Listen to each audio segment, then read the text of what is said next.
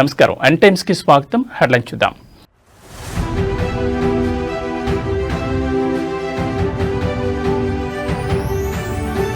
గత అసెంబ్లీలో గంజాయిపై యుద్ధం. గంజాయి రవాణాపై ఉక్కుపాదం మోపుతున్న కూటమి ప్రభుత్వం.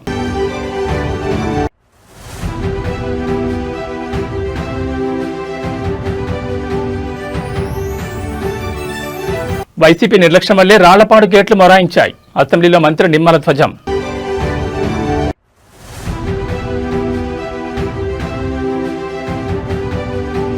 నేడు ముంబై, రేపు ఢిల్లీకి సీఎం రేవంత్ రెడ్డి. కాసేపట్లో మున్సిపల్ శాఖపై కీలక సమీక్ష.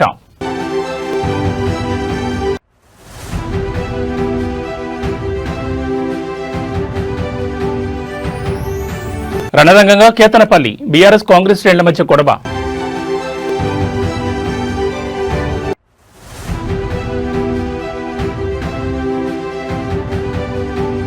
సినీ నటి ప్రత్యూష మృతి కేసులో తీర్పు. సిద్ధార్థరెడ్డి లొంగిపోవాలంటూ సుప్రీంకోర్టు ఆదేశం. ఇక వివరాలు చూస్తే ఏపీ అసెంబ్లీ సమావేశాలు 4వ రోజు ప్రారంభమయ్యాయి. శాసనసభ మొదలైన వెంటనే డిప్యూటీ స్పీకర్ రఘురామకృష్ణరాజు ప్రశ్నోత్తరాలు చేపట్టారు. ఆంధ్ర, ఒడిశా సరిహద్దులో గంజాయి నియంత్రణపై పాలకొండ ఎమ్మెల్యే నిమ్మక జయకృష్ణ ప్రశ్న లేవనెత్తారు. హోంమంత్రి వంగలపూడి అంతే సమాధానమిస్తూ ప్రస్తుతం రాష్ట్రంలో గంజాయి నియంత్రణలో ఉందని, కూటమి ప్రభుత్వం రాగానే గంజాయిపై ఉక్కుపాదం మోపినట్టు తెలిపారు. వైసీపీ హయాంలో రాష్ట్రం గంజాయి కేంద్రంగా మారిందని విమర్శించారు. గత ప్రభుత్వంలో నియంత్రణ లేకుండా పోయిందని హోంమంత్రి ఆరోపించారు. కూటమి ప్రభుత్వం ఏర్పడిన వెంటనే గంజాయి రవాణా, సాగుపై కఠిన చర్యలు చేపట్టిందని వివరించారు. ఈగల్ విభాగాన్ని ఏర్పాటు చేసి గంజాయి రవాణాకు అడ్డుకట్ట వేసినట్లు చెప్పారు. రాష్ట్ర వ్యాప్తంగా 30 చెక్ పోస్టులను ఏర్పాటు చేసి గంజాయి రవాణాను అరికట్టామని తెలిపారు. గంజాయి సాగు, రవాణాపై నిరంతర నిఘా పెట్టామన్నారు. 47 ప్రాంతాల్లో డ్రోన్ల ద్వారా నిఘా చేసి అక్రమ సాగును గుర్తించి ధ్వంసం చేస్తున్నామని వివరించారు. గంజాయి తరలించే వారిపై 1400కు పైగా కేసులు నమోదు చేస్తామని మంత్రి తెలిపారు. గంజాయి వల్ల కలిగే దుష్ఫలితాలపై ప్రజల్లో అవగాహన కల్పిస్తున్నామని అన్నారు. పొరుగు రాష్ట్రాల పోలీసు యంత్రాంగంతో సమన్వయం చేసుకుంటున్నామని హోంమంత్రి వంగలపూడి అనిత పేర్కొన్నారు. 2019 తర్వాత గంజా సాగు ఇంచుమించుగా ఎలా అయిపోయిందంటే గాంజా ఆంధ్రప్రదేశ్గా మన సంగతి మనందరికీ తెలుసు.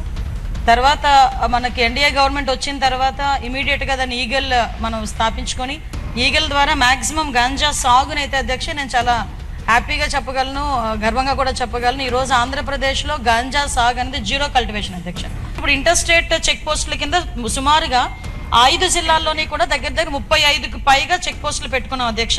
ఆ చెక్ పోస్టుల దగ్గర కూడా ఎస్పెషల్లీ ఇప్పుడు మనకి పాలకొండ కాన్స్టిట్యుయెన్సీకి సంబంధించి రాయగడ, గునుపూర్ దగ్గరలో ఉంటుంది అధ్యక్ష. అక్కడ బత్తిలి అని ఒక చెక్ పోస్ట్ కూడా ఏర్పాటు చేసుకోవడం జరిగింది. ఆ బత్తిలి చెక్ పోస్ట్ కూడా చాలా ఎఫెక్టివ్గా పనిచేయడం వల్ల అట్ ద సేమ్ టైం అక్కడ ఎస్పీ మన్యం జిల్లా ఎస్పీ గారు, అదేవిధంగా అక్కడ రాయగడ ఎస్పీ గారు నిరంతరం కోఆర్డినేషన్ చేయడం వల్ల అటువైపు నుంచి మాక్సిమం ట్రాన్స్పోర్టేషన్ కూడా తగ్గే పరిస్థితి కూడా వచ్చింది అధ్యక్ష. ఇమీడియట్గా ఎవరైనా ట్రాన్స్పోర్ట్ చేసే పరిస్థితి ఉన్నా కూడా ఇమీడియట్గా మన డిపార్ట్మెంట్ వాళ్ళు, ఈగల్ డిపార్ట్మెంట్ వాళ్ళు వెళ్ళి పట్టుకోవడం, వాళ్ళు వెంటనే ఎన్డీపీఎస్ యాక్ట్ల కింద వాళ్ళని అరెస్ట్ చేయడం కూడా జరుగుతుంది. జిల్లాలు దాటి బయటకు వచ్చే పరిస్థితులు కూడా లేకుండా ఇమీడియట్గా చేయడం జరుగుతుంది. అదేవిధంగా అక్కడ అవేర్నెస్ ప్రోగ్రామ్స్ కి కూడా అధ్యక్ష ఇంచుమించుగా ఓన్లీ ఈ మన్యం జిల్లా అంటే ఉత్తరాంధ్రకి సంబంధించిన 5 జిల్లాల్లోని దగ్గర 47 డ్రోన్స్ ని కూడా వైజాగ్ రేంజ్ లో 47 డ్రోన్స్ ఎస్పెషల్లీ గాంజా కల్టివేషన్ మీద, గాంజా ట్రాన్స్పోర్టేషన్ మీద ఒక సర్వేలెన్సెస్ కూడా నడుపుతున్నామని చెప్పడానికి కూడా హ్యాపీ ఫీల్ అవుతున్నాను అధ్యక్ష. మా విశాఖపట్నం రేంజ్ డిఐజీ గోపీనాథ్ జెట్టి గారు కూడా ఒక కార్యక్రమం తీసుకున్నారు. పాయక్రోపేట టు ఇచ్చాపురం అభ్యుదయం అని చెప్పి ఒక సైకిల్ యాత్ర, కంటిన్యూస్ గా సైకిల్ యాత్ర చేస్తూ ప్రతి గ్రామాన్ని కూడా టచ్ చేసుకుని అవేర్నెస్ ప్రోగ్రామ్ తీసుకుని వెళ్ళారు అధ్యక్ష. ముగింపు కూడా మన ఇచ్చాపురం శాసనసభ్యులు అశోక్ గారి ఆధ్వర్యంలో చాలా మంచిగా జరిగింది. ఏపీ అసెంబ్లీలో ప్రశ్నోత్తరాలు కొనసాగుతున్నాయి. ప్రకాశం జిల్లాలోని రాళ్లపాడు రిజర్వాయర్ ఎడమ కాలువ పనుల పురోగతిపై సభ్యులు అడిగిన ప్రశ్నలకు మంత్రి నిమ్మల రామానాయుడు సమాధానమిచ్చారు. రాళ్లపాడు రిజర్వాయర్ 1.10 టీఎంసీ నీటి నిల్వ సామర్థ్యంతో 16,000 ఎకరాల సాగు, 116 గ్రామాలకు తాగునీరు అందిస్తోందని తెలిపారు. కుడి కాలువ ద్వారా 14,500 ఎకరాలు, ఎడమ ప్రధాన కాలువ 1,500 ఎకరాలకు సాగునీరు అందుతోందని మంత్రి వివరించారు. నాడు టీడీపీ ప్రభుత్వం రాళ్లపాడు ఎడమ ప్రధాన కాలువ విస్తరణకు 36.50 కోట్ల నిధులు కేటాయించి పనులు చేపట్టినట్లు తెలిపారు. అయితే గత వైసీపీ ప్రభుత్వం పనులను రద్దు చేసి టెండర్లను ఫ్రీ క్లోజర్ చేస్తుందని విమర్శించారు. నాటి వైసీపీ ప్రభుత్వంలో రిజర్వాయర్ గేట్ల మరమ్మతులకు గ్రీజ్ పెట్టడానికి, మెయింటెనెన్స్ పనులకు ₹1 కూడా ఇవ్వలేదని తెలిపారు. గత ప్రభుత్వ నిర్లక్ష్యం కారణంగా 2024 డిసెంబర్లో కుడి కాలువకు నీరు వదిలేందుకు స్టాఫ్ లాక్ గేట్లు ఎత్తేందుకు ప్రయత్నిస్తే గేటు లేవని పరిస్థితి నెలకొందన్నారు. రిజర్వాయర్ నిండుగా ఉన్నా సకాలంలో నీరందక రైతులు పంటలు ఎండిపోయే పరిస్థితి వచ్చిందన్నారు. వైజాగ్, పోలవరం నుంచి ట్రబుల్ షూటర్ పరశురామరెడ్డి వంటి నిపుణులను తీసుకొచ్చిన స్టాఫ్ లాక్ గేట్ ఎత్తలేకపోయారని తెలిపారు. వెంటనే జిల్లా కలెక్టర్ ప్రాజెక్టు అధికారులతో మాట్లాడి మోటార్లు ఏర్పాటు చేసి రైతులకు సాగునీరు అందించామని మంత్రి వెల్లడించారు. ఏదైతే రాళ్లపాడు రిజర్వాయర్ ప్రాజెక్టు మరి 16,000 ఎకరాల సాగునీరుకి 116 గ్రామాల త్రాగునీరుకి 1.10 టీఎంసీల సామర్థ్యంతో నిర్మాణం చేసినటువంటి రిజర్వాయర్ అధ్యక్ష.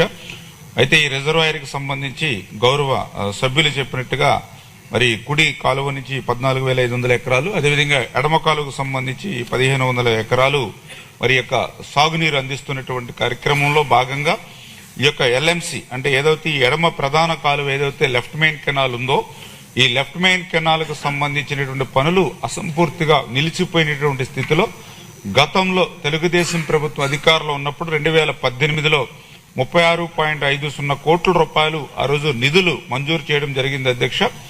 అయితే దురదృష్టవశాత్తు తర్వాత ప్రభుత్వం మారిన తర్వాత 2019లో మరి యొక్క వైఎస్ఆర్సీపీ ప్రభుత్వంలో ఈ పనుల్ని రద్దు చేసినటువంటి పరిస్థితి అధ్యక్ష.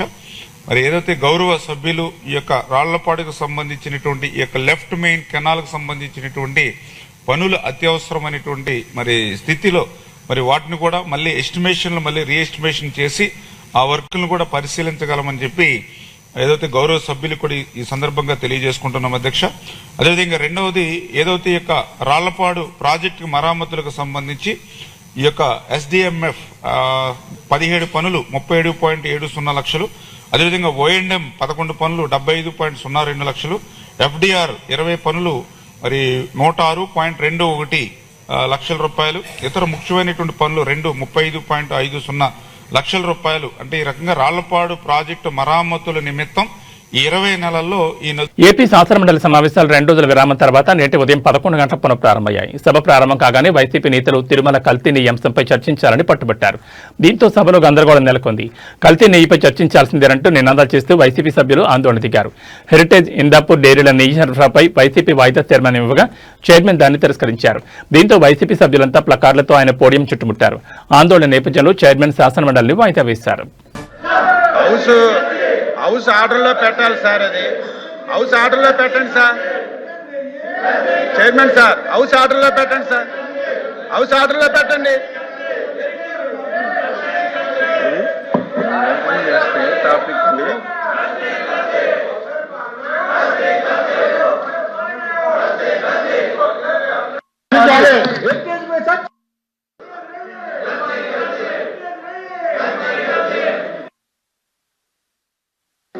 వైసీపీ వాళ్ళు చేసిన పాపాల నుంచి ప్రజల దృష్టి మరల్చడానికి ఈ డ్రామా ఆడతారు అధ్యక్ష.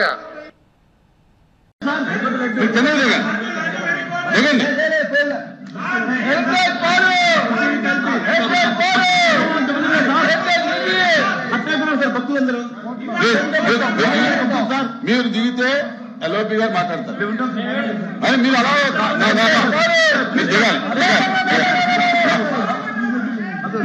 దిగాలి, మీరు దిగాలి.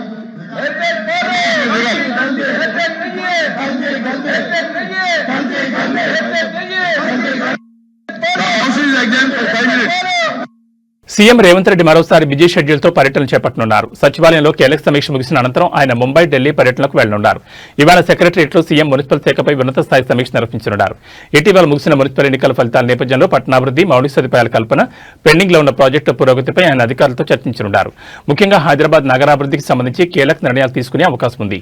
సచివాలయంలో సమీక్ష ముగిసిన తర్వాత అనంతరం రేవంత్ రెడ్డి రాత్రి శంషాబాద్ అంతర్జాతీయ విమానాశ్రయం నుంచి ముంబైకు బయలుదేరతారు.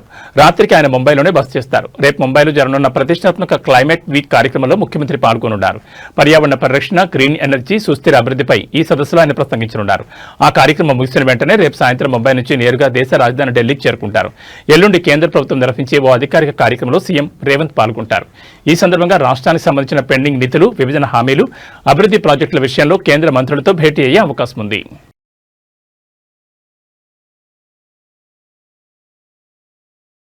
జిల్లా కేంద్రాన్ని సూపర్ స్మార్ట్ సిటీగా మార్చడమే లక్ష్యంగా మంత్రి కోమటిరెడ్డి వెంకటరెడ్డి అభివృద్ధి పనుల్లో వేగం పెంచారు. నల్గొండ మున్సిపల్ కార్పొరేషన్ పరిధిలో జరుగుతున్న రోడ్డు వెడల్పు, పారిశుద్ధ్య పనులను మంత్రి స్వయంగా క్షేత్రస్థాయిలో పర్యవేక్షిస్తున్నారు. మున్సిపల్ కార్పొరేషన్ ఎన్నికల ప్రక్రియ ముగిసి మేయర్ ఎన్నిక పూర్తి కాగానే మంత్రి కోమటిరెడ్డి నగర అభివృద్ధిపై ప్రత్యేక దృష్టి సారించారు. మంగళవారం తెల్లవారుజాము 4 గంటల నుంచి ఆయన అధికారులతో కలిసి నగరంలోని ప్రధాన వీధుల్లో పర్యటించారు. ముఖ్యంగా అత్యంత రద్దీగా ఉండే ప్రకాశం బజార్ ప్రాంతంలో ట్రాఫిక్ సమస్యలకు శాశ్వత పరిష్కారం చూపే దిశగా పనులను ముమ్మరం చేశారు. నగరంలో ప్రధాన వ్యాపార కూడలి అయిన ప్రకాశం ప్రకాశం బజార్లో రోడ్లు ఇరుగ్గా ఉండడంతో నిత్యం ప్రమాదాలు జరుగుతున్నాయని గుర్తించిన మంత్రి సాహసోపేత నిర్ణయాలు తీసుకున్నారు. జేసీబీలతో ఆక్రమణలు తొలగించి రోడ్లను వెడల్పు చేసే పనులను దగ్గరుండి పర్యవేక్షించారు. రద్దీని దృష్టిలో ఉంచుకుని డివైడర్లను తొలగించాలని, తక్షణమే సీసీ రోడ్డు నిర్మాణం చేపట్టాలని ఆదేశించారు. ఇకపై విద్యుత్ తీగల ఇబ్బంది లేకుండా భూగర్భ విద్యుత్ వ్యవస్థను ఏర్పాటు చేయాలని అధికారులకు సూచించారు. రోడ్డు వెడల్పు వల్ల పూలు, పండ్ల వ్యాపారులు ఉపాధి కోల్పోకుండా మంత్రి మానవీయ కోణంలో నిర్ణయం తీసుకున్నారు. వ్యాపారులందరికీ ప్రత్యామ్నాయం చూపిస్తామని అన్నారు. పాత కలెక్టరేట్ కార్యాలయం స్థలంలో తక్షణమే సీసీ ఫ్లోరింగ్ పూర్తి చేసి వారికి కేటాయించాలని అధికారులను ఆదేశించారు.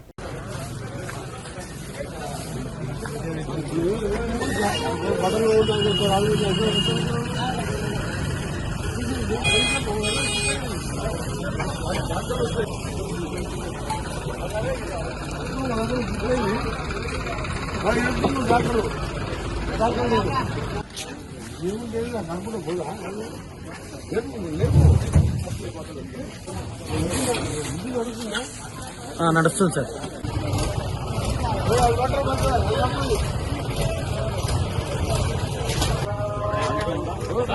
సార్ సార్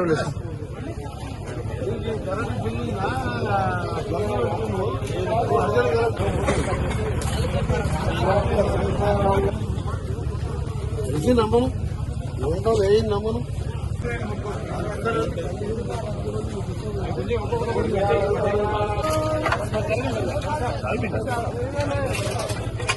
మీరు రారు తీస్తారు.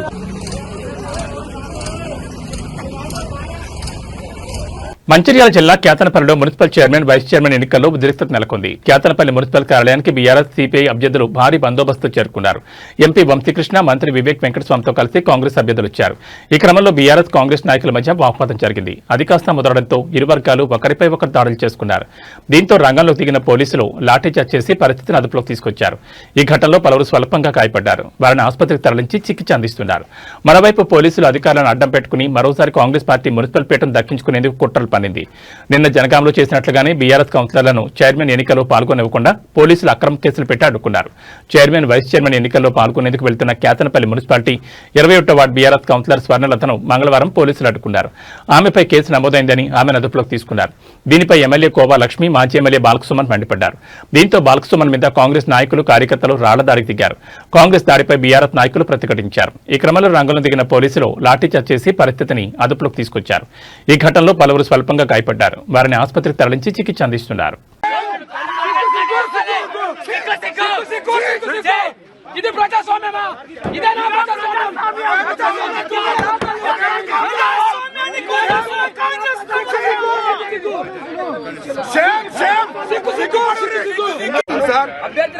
వివేక్ కోసం పనిచేస్తున్న తీరు మీడియా అంతా చూస్తున్నారు సార్, ప్రపంచం అంతా చూస్తున్నారు సార్.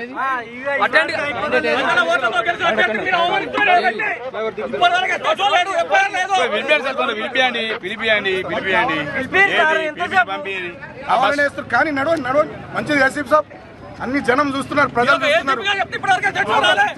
మంత్రి అనేటానికి సిగ్గుండాలి. మంత్రి అనేటానికి చేస్తాం సార్, బరాబర్ చేస్తాం.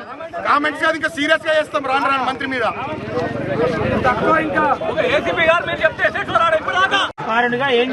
వాళ్ళకి చెప్పేది ఏముంది, పోలీసులు అంతా కాంగ్రెస్ పార్టీ ఏజెంట్లు, ఇక్కడ ఉండే ఎస్ఐ శ్రీధర్ తో సహా, ఏసీపీలు, తర్వాత సిఐలు. సరే మా టైం కాదు ఇప్పుడు, కాంగ్రెస్ టైం, మా టైం వస్తుంది. నా ఏజ్ 42, ఇంకా 30-35 ఏళ్ళు ఈ ఏరియాలో రాజకీయాలు చేస్తే ప్రజా జీవితంలో ఉంటా. మా టైం వస్తుంది, చూసుకుందాం. జై తెలంగాణ. కాంగ్రెస్ పార్టీకి ఊడిగం చేస్తుంది మంత్రి వివేక్, ఊడిగం చేస్తుంది. సేమ్ నేను 10 ఏళ్ళు గవర్నమెంట్ నడిపిన, 5 ఏళ్ళు ఎంపీ, 5 ఏళ్ళు ఎమ్మెల్యే, గవర్నమెంట్ విప్పు. నేను ఇట్లా చేయాలి, ఇట్లా వాడాలి. మీ పోలీసులను మిస్టర్ రాజ్ కుమార్, వెంకటేశ్వర్ గారు, రాజశేఖర్, నేను అందరినీ చూస్తున్నాను. నేను పోలీసు వాళ్ళను మళ్ళా 2 ఏళ్ళకి గవర్నమెంట్ వస్తుంది, మళ్ళా వస్తుంది గవర్నమెంట్, గుర్తుపెట్టుకోండి. మళ్ళా గవర్నమెంట్ వస్తుంది. వీడు వివేక్ అంటే శాశ్వతం కాదు. వివేక్ అంటే శాశ్వతం కాదు సార్. వివేక్ అంటే నేను కూడా పర్సనల్ గా నేను రెస్పెక్ట్ ఇస్తా. మంత్రిగా ఆయన చేస్తున్న రచకం కరెక్ట్ కాదు. చెన్నూరులో 11 వచ్చినాయి కాంగ్రెస్ కు, నేను డిస్టర్బ్ చేస్తున్నాను 18లో. ఇక్కడ 22లో మాకు 14 వచ్చినాయి. Why is disturbing? డెమోక్రసీ ఉన్నట్ట సచ్చినట్ట? మీరు కూడా ఇంతకుముందు మా గవర్నమెంట్ డ్యూటీలు చేసిరుగా పోలీసు వాళ్ళు. ఇంత దుర్మార్గమైంది పోలీసు వాళ్ళు. మీరు కూడా మరి కాంగ్రెస్ బట్టలు వేసుకున్నారు. కొంచెం సరే నేను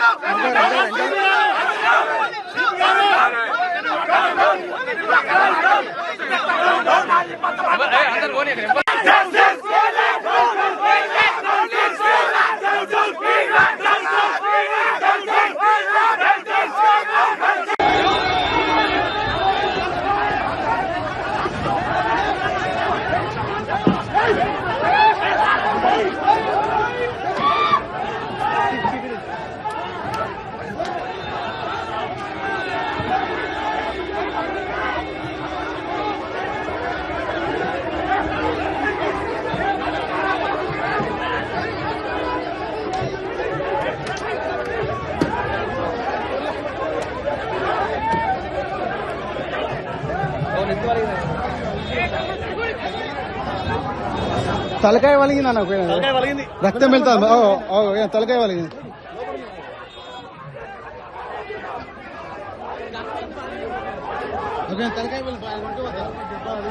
మహబూబాబాద్ జిల్లా తొర్రూరు మున్సిపాలిటీలో చైర్మన్ ఎన్నిక వేళ రాజకీయం వేడెక్కింది. వరంగల్ జిల్లా పర్వతగిరి నుండి బీఆర్ఎస్ కౌన్సిలర్లతో బయలుదేరిన బస్సును పోలీసులు అడుగడుగున అడ్డుకోవడంతో తీవ్ర ఉద్రిక్తత నెలకొంది. అన్నారం వద్ద బస్సును నిలిపేసిన పోలీసులు మాజీ మంత్రులు ఎర్రబెల్లి దయాకర్రావు, పెద్ది సుదర్శన్ రెడ్డి, మాజీ ఎంపీ ఆరూరు రమేష్లను బలవంతంగా కిందకు దించే ప్రయత్నం చేశారు. దీనిపై బీఆర్ఎస్ నాయకులు తీవ్రస్థాయిలో ధ్వజమెత్తారు. కాంగ్రెస్ ఎమ్మెల్యేలు కేఆర్ నాగరాజు, నాయన్ రాజేందర్ రెడ్డిలను తొర్రూరుకు వెళ్లనిచ్చి మమ్మల్ని ఎందుకు అడ్డుకుంటున్నారు అని పోలీసులు నిలదీశారు. ఈ క్రమంలో పోలీసులు బీఆర్ఎస్ కార్యకర్తల మధ్య తోపులాట జరిగింది. చివరికి ఉద్రిక్త పరిస్థితుల నడుమ ఎర్రబెల్లి దయాకర్రావు స్వయంగా పోలీసుల వలయాన్ని దాటుకుంటూ బస్సును తొర్రూరు మున్సిపల్ కార్యాలయం వైపు తరలించారు. ఈ ఘర్షణ నేపథ్యంలో అక్కడ 144 సెక్షన్ విధించారు.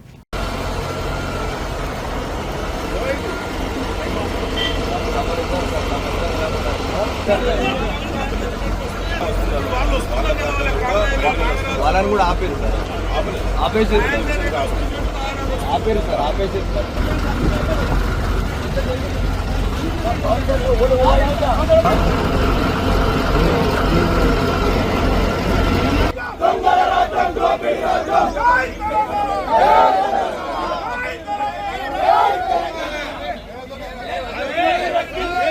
తొర్రూరు మున్సిపాలిటీ పీఠం బీఆర్ఎస్ కు దక్కకుండా ఉండాలని కాంగ్రెస్ నీచ రాజకీయాలకు పాల్పడుతోంది. నిన్న మున్సిపల్ చైర్మన్ ఎన్నిక సందర్భంగా మహబూబాబాద్ జిల్లా తొర్రూరులో ఉద్రిక్త వాతావరణం నెలకొంది. దీంతో చైర్మన్ ఎన్నికను ఇవాళకి వాయిదా వేశారు. ఈ నేపథ్యంలో మున్సిపల్ చైర్మన్ పీఠం దక్కించుకునేందుకు కాంగ్రెస్ కుట్రలు పంతోంది. ఈ క్రమంలోనే మున్సిపల్ చైర్మన్ ఎన్నికకు వెళ్లకుండా ఇన్ఛార్జీలు మధుసూదనాచారి, సత్యవతి రాథోడ్ను పోలీసులు అడ్డుకున్నారు. తొర్రూరు వెళ్లకుండా మహబూబాబాద్ లోనే సత్యవతి రాథోడ్ను హౌస్ అరెస్ట్ చేశారు.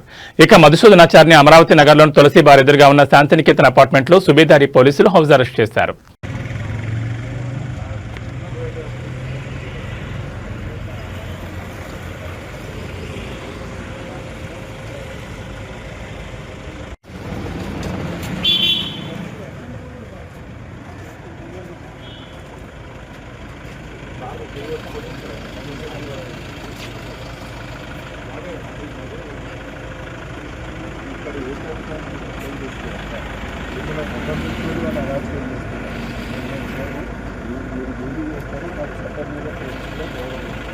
కానీ నాకు మెజార్టీ ఉన్న చోట వాళ్ళు అరాచకం చేసుకుంటా ఏం పోకుండా మీరు ఆపి ఏమి మీరు సపోర్ట్ చేసుకున్నట్టు ఏమి అంటే ముందస్తుగా ఏంటంటే ఈ గొడవలు జరుగుతున్న గొడవలకు పోతలేం కదా పోతాను కాదు అక్కడ పోతే నాకు అవకాశాలు ఎట్టి పరిస్థితులలో మీరు వచ్చి నన్ను అరెస్ట్ చేస్తున్నారు. నేను శాంతి భద్రతలకు వివాదం అందించాలని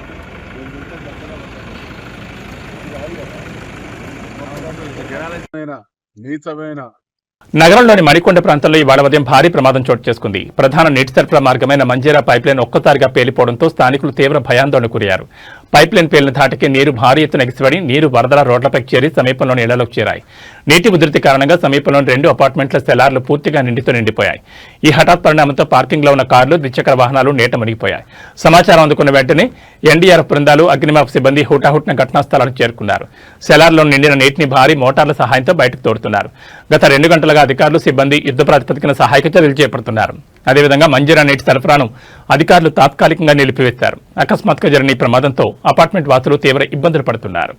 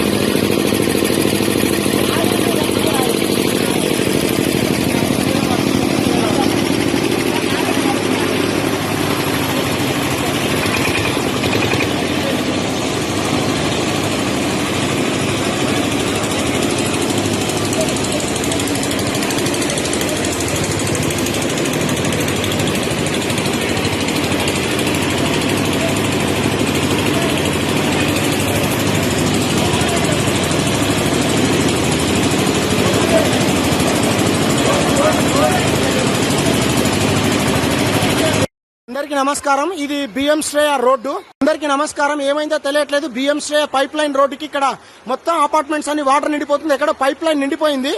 please come and help. Obulapuram mining company అక్రమ మైనింగ్ కేసులో సీనియర్ ఐఏఎస్ అధికారిని శ్రీలక్ష్మికి గట్టి ఎదురుదెబ్బ తగిలింది. ఈ కేసు నుంచి తనను విముక్తి చేయాలని ఆమె దాఖలు చేసిన డిశ్చార్జ్ పిటిషన్ను దేశ అత్యున్నత న్యాయస్థానం సుప్రీంకోర్టు కొట్టివేసింది. గతంలో తెలంగాణ హైకోర్టు ఇచ్చిన తీర్పును సమర్థిస్తూ ఆమె విచారణను ఎదుర్కోవాల్సిందేనని స్పష్టం చేసింది. ఐఏఎస్ శ్రీలక్ష్మి దాఖలు చేసిన డిశ్చార్జ్ పిటిషన్ను ఇదివరకే తెలంగాణ హైకోర్టు తిరస్కరించిన విషయం తెలిసిందే. కానీ కోర్టు తీర్పును సవాల్ చేస్తూ ఆమె సుప్రీంకోర్టును ఆశ్రయించారు.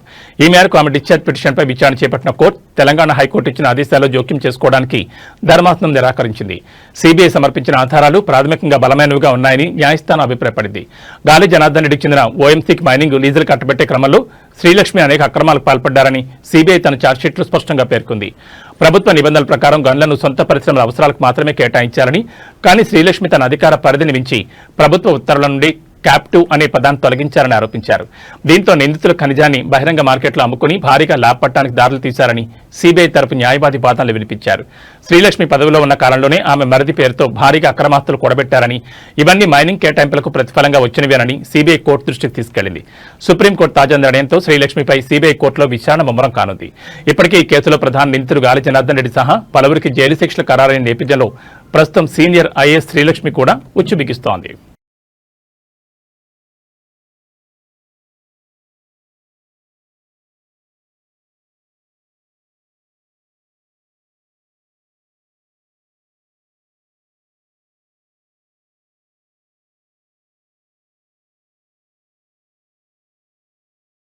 ప్రముఖ సినీ సంగీత దర్శకుడు ఇళయరాజా స్వరాలు దశాబ్దాలుగా సినీ ప్రపంచాన్ని అభిమానులను ఉర్రూతలూగిస్తున్నాయి. ఆయన సొంత పాటలపై హక్కుల కోసం జరుగుతున్న చట్టపరమైన పోరు ఇప్పుడు కీలక మలుపు తీసుకుంది. ఢిల్లీ హైకోర్టు తాజాగా ఇచ్చిన మధ్యంతర ఉత్తర్వులు ఇళయరాజాకు ప్రతికూలంగా మారాయి. 1976 నుంచి 2001 మధ్యకాలంలో ఇళయరాజా సంగీతం అందించిన 134 సినిమాల ఆడియో హక్కులు ప్రముఖ ఆడియో సంస్థ సరిగమకే చెందుతాయని కోర్టు స్పష్టం చేసింది. నాటి చిత్ర నిర్మాతలు ఈ హక్కులను శాశ్వతంగా సరిగమకు అమ్మేశారని, కాపీరైట్ చట్టం ప్రకారం ఇళయరాజాకు యాజమాన్య హక్కులు లేవని జస్టిస్ తుషార్రావు గెడేలా తీర్పునిచ్చారు. ఈ వివాదం ఎప్ ఇనియా, పొన్ నిలవే వంటి ఆల్ టైమ్ హిట్ సాంగ్తో మొదలైంది. డిజిటల్ ప్లాట్ఫామ్లోకి ఇళయరాజా అనుమతులు ఇవ్వగా సరిగమ సవాల్ చేసింది. నిర్మాత వద్ద వేతనం తీసుకుని కంపోజ్ చేసిన పాటలపై హక్కులు నిర్మాతకే చెందుతాయి. ఈ క్రమంలో ఆ హక్కులు సరిగమకు బదిలీ అయ్యాయని కోర్టు స్పష్టం చేసింది. అయితే ఈ తీర్పుపై అప్పీల్ చేసే అవకాశాన్ని ఇళయరాజాకు కోర్టు కల్పించింది.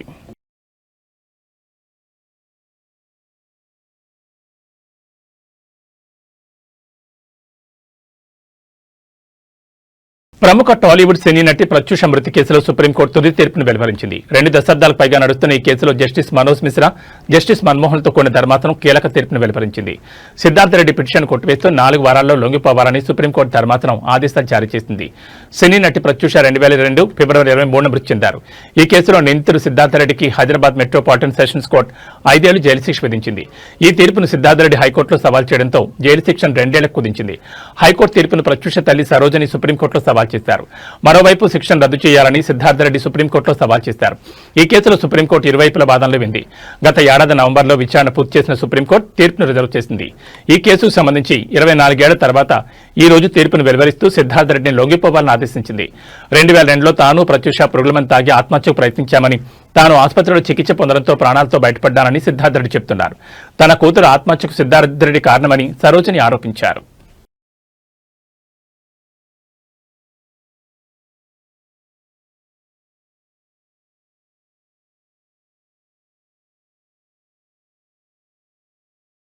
వివాహాలు, శుభకార్యాల సీజన్ మొదలైన వేళ బంగారం ధరలు ఒక్కసారిగా దిగొస్తున్నాయి. అంతర్జాతీయ మార్కెట్లో చోటు చేసుకున్న పరిణామాల ప్రభావంతో తెలుగు రాష్ట్రాల్లో బంగారం, వెండి ధరలు వరుసగా 2వ రోజు కూడా తగ్గుముఖం పట్టాయి.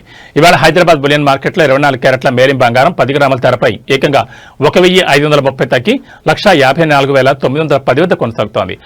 గడిచిన 2 రోజుల్లో 2,840 రూపాయల మేర ధర తగ్గడం విశేషం. ఇక ఆభరణాల తయారీలో వినియోగించే 22 క్యారెట్ల బంగారం 10 గ్రాముల ధరపై 1,400 తగ్గి 1,42,000కు చేరింది. బంగారంతో పాటు వెండి ధర కూడా భారీగా పతనమై కేజీ ధర 2,65,000 వద్ద కొనసాగుతోంది. అంతర్జాతీయ మార్కెట్లో స్పాట్ గోల్డ్ ధర ఔన్స్కు $5,000 మార్కు నుంచి $4,930 స్థాయికి పడిపోవడంతో దేశీయంగా కూడా ధరలు దిగొచ్చాయి. దానికి తోడు డాలర్ విలువలో మార్పులు కూడా బులియన్ మార్కెట్పై ప్రభావం చూపాయి.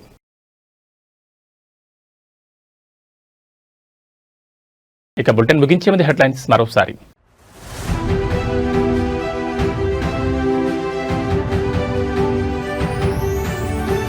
గత అసెంబ్లీలో గంజాయిపై యుద్ధం, గంజాయి రవాణాపై ఉక్కుపాదం మోపుతున్న కూటమి ప్రభుత్వం.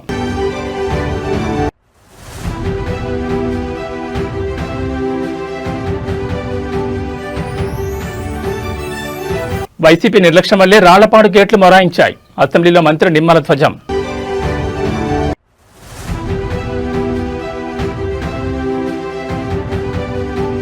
నేడు ముంబై, రేపు ఢిల్లీకి సీఎం రేవంత్ రెడ్డి. కాసేపట్లో మున్సిపల్ శాఖపై కీలక సమీక్ష.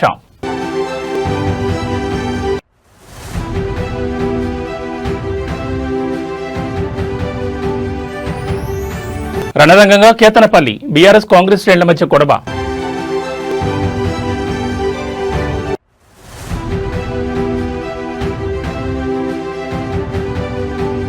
సినీ నటి ప్రత్యూష మృతి కేసులో తీర్పు, సిద్ధార్థరెడ్డి లొంగిపోవాలంటూ సుప్రీంకోర్టు ఆదేశం. ఇవి బులెటిన్ విశేషాలు. నమస్కారం.